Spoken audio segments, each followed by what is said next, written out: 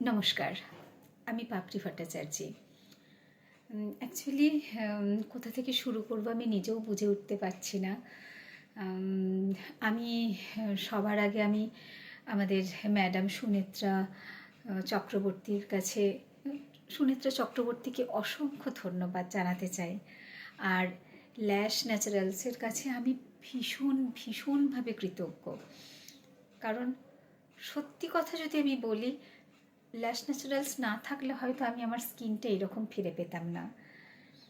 2020 করোনার আগে আমার স্কিন ভালো ছিল, আমি যথেষ্ট ব্র্যান্ডেড প্রোডাক্টই ইউজ করতাম, নাম নিচ্ছি না এখানে, যথেষ্টই ভালো ছিল।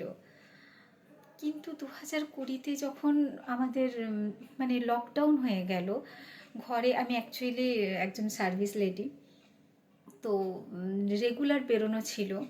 2020-তে যখন লকডাউন হয়ে গেল তখন একদম আমরা ঘরে আবদ্ধ, ঘরে বন্দি। তো কি হয় আমাদের, আমরা যখন বেরোই তখনই আমরা সাধারণত মুখের কিছু মেকআপ করি বা কিছু কেয়ার নিই। সাধারণ জীবনে আমরা ঘরে থাকলে কখনই আমরা সেইভাবে আমাদের স্কিনের কোনো যত্ন করি না বা কেয়ার নেই না। তো আমার ক্ষেত্রেও সেটাই হয়েছিল।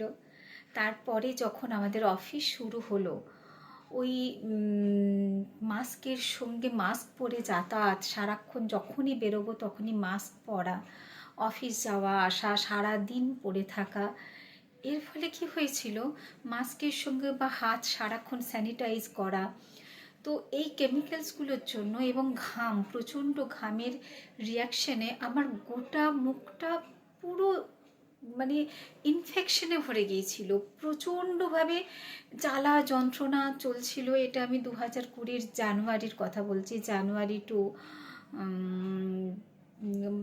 2020 কথা না, 2021 কথা বলছি।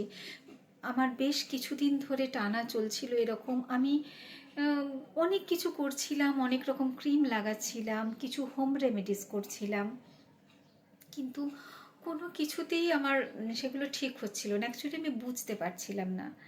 তারপরে আসে আমার জীবনের সেই বীভৎস দিন, মানে যেই দিন আমি সব থেকে জ্বালা যন্ত্রণা ভোগ করেছি, সারাটা রাত ঘুমোতে পারিনি। আমি আমার তখনকার ফটোও আমি আপনাদের সঙ্গে শেয়ার করব।